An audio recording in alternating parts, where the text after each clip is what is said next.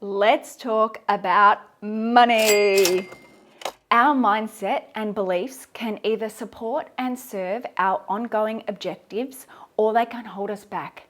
And there's one topic that is more charged than any others when it comes to growing a business. That is your money beliefs. Where money comes from, its value, your value by association, and your ability to ask for it.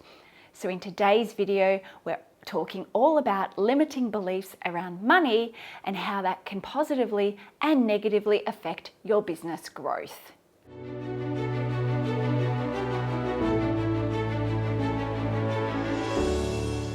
When you think about money, what comes up for you?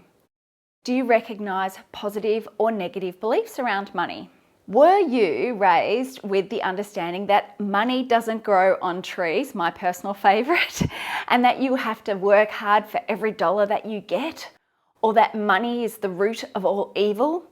Which actually isn't the quote. The quote is the love of money is the root of all evil, but let's not worry too much about that. In this video, we're going to first of all talk about what are beliefs, what beliefs might be driving your success or holding you back, and what to do if the beliefs around money are not serving you.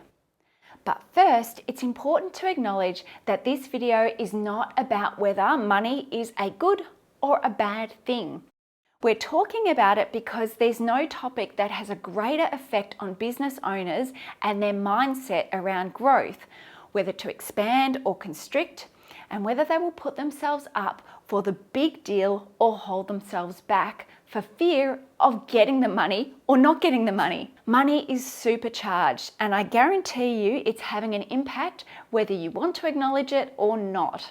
So, where do we start? What is a belief? The Oxford Dictionary says that beliefs are an acceptance that something exists or is true, especially one without proof. And two, trust, faith, or confidence in someone or something.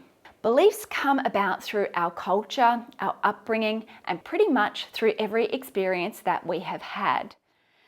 We have beliefs for almost everything, and the interesting thing about beliefs is that our brains use them to make sense of the world. And at its core, beliefs help us to survive. To give you an example, humans survive because we generally belong to a tribe. We generally start out in the family tribe, and then a community tribe, and our friend tribe, and now our workplace tribe. The more that we share the same beliefs as our tribe mates, the more likely we will be welcome to stay within the tribe itself. And the more that we are protected, the longer that we will survive. Our brains are also always looking for ways to make less decisions, so beliefs help create pathways to help the brain understand and interpret our environment. For example, if we believe that people are generally good, then we tend to see the good in people.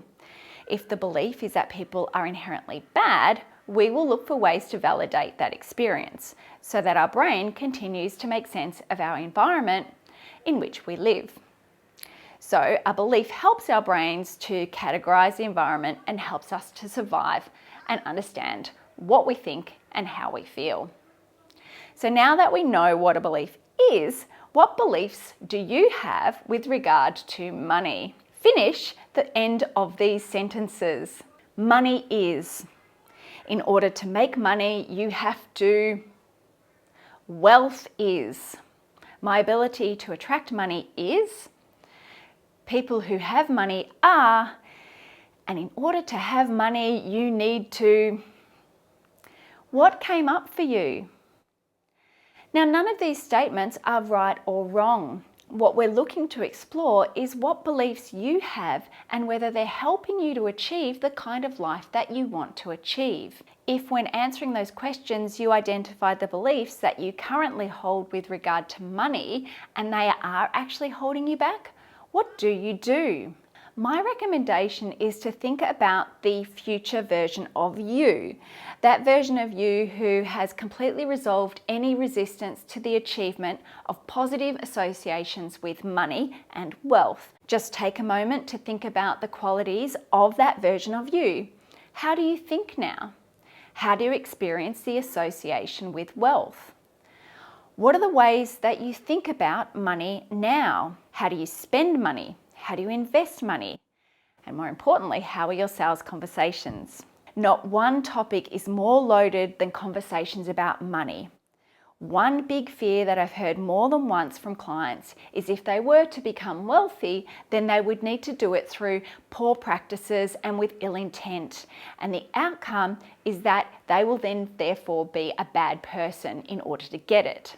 I have to be honest and say that that might have been at play with me personally in the past. But one thing that has resonated with me is a quote from Will Smith. And the quote is, "Money and success don't change people, they merely amplify what is already there." Money is actually an inanimate object. It has no meaning except for the meaning that you place on it.